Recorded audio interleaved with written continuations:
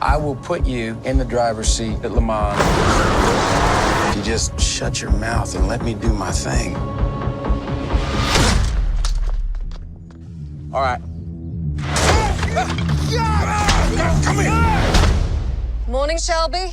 Morning, Molly. I'm yours. I'll go to hell.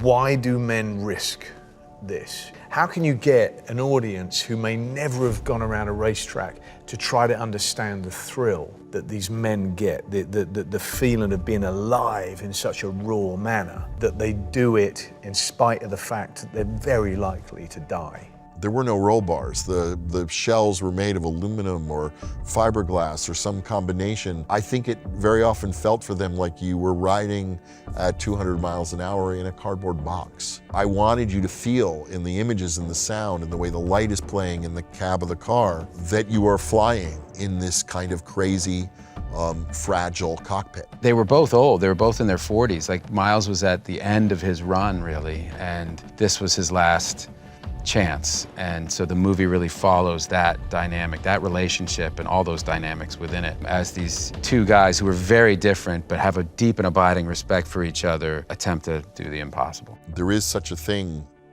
as reaching perfection. The road is finite. The car is finite.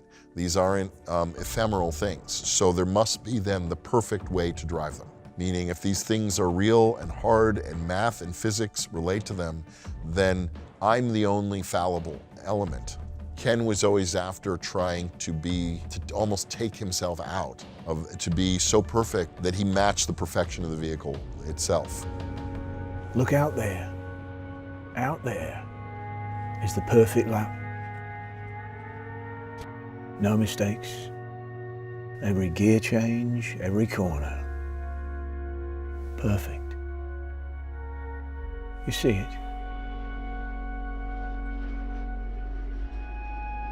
I think so. Most people can't. Most people don't even know it's out there, but it is. It's there. These are highly, highly ambitious human beings, and the way in which their relationships with their ambition are very, very different.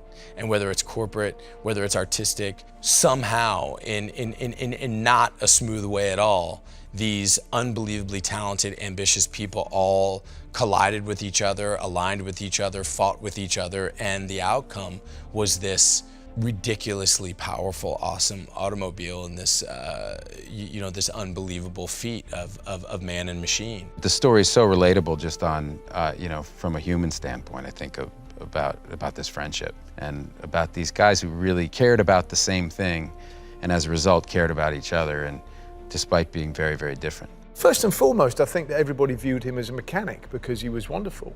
Shelby really saw his talents as a racer, and he was a real purist when it came to that. He didn't compromise in the slightest, and that was both his saving grace and his Achilles heel as well. Because, throughout his life, he'd shot himself in the foot many times because of his desire to never lose any battle. And for the first time with Shelby, he actually had somebody who thought strategically and who was supportive of him and behind him. When you look at everything that's going on in the world, honoring what you really believe in your heart is right, and honoring the people that you've given your word to, versus just trying to do what's right for the people that you work for.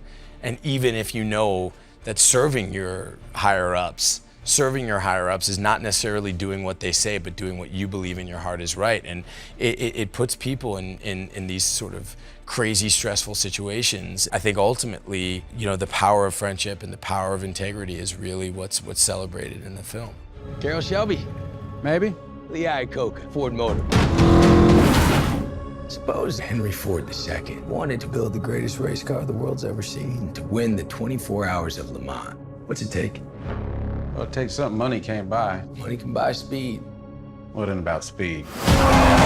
My thing was like, let's get in the cars. I don't want to cover it like they do on TV. Meaning, I think the way it's going to feel like a movie is if the coverage of the race feels like nothing you ever saw, that you're much more with the driver, breathing with the driver, feeling the road, feeling every decision they're making with the gear shift, feeling the weather pressing against you and all the other oppositional forces against their vehicle and their success. That's what Jim has done so beautifully. It does transcend being a racing movie. The races are phenomenal. They are so bloody exciting, but it is more than a racing movie. These are a bunch of characters who the odds are against them, that most people would laugh them out of the room in saying they do not belong, but they persist and they never give up.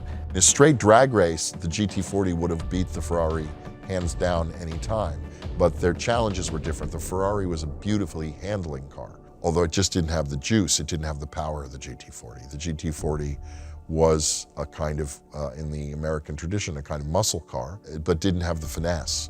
And that was why it took them a few years. They didn't know if they could stop at that time. You know, I mean, nowadays brakes are by far the most powerful, part of any car. But in those days, they were flying down that Mulsanne straight at 230 miles an hour. Now, I don't know what top speed you've ever gone at. I know on my motorcycle, when I looked, because I usually just would tape it over because I didn't want to know, but when I did look, it's like 153.